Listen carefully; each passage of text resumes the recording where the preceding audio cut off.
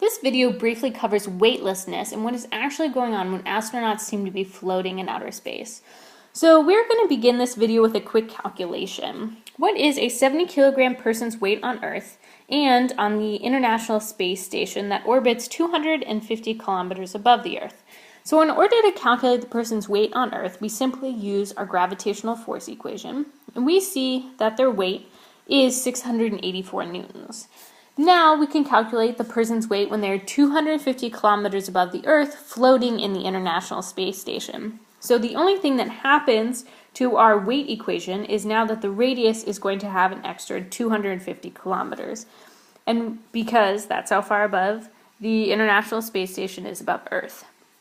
And we see that their weight is 633 newtons, which is actually not that much smaller than the astronauts' weight on Earth. So this is supposed to make you a little confused, because typically when we think of astronauts floating in space, we assume that they're floating because they're not under the influence of gravity and they have no weight.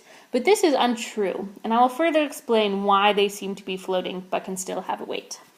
So next we're going to discuss what is really happening with orbiting objects. So say that you throw a ball and it falls a given distance in a certain amount of time. And if you were to throw that ball with a greater initial velocity in the x direction, it would travel a further distance in the same time that it took for that ball to fall the same given height.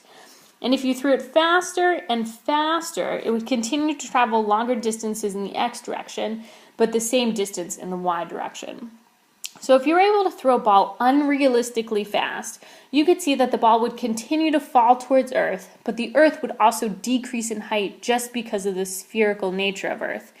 And if you threw this ball in unrealistically fast, and then the ball would fall towards Earth, the equal distance that the Earth decreases beneath the ball, and it would stay essentially the same distance above Earth at the same time.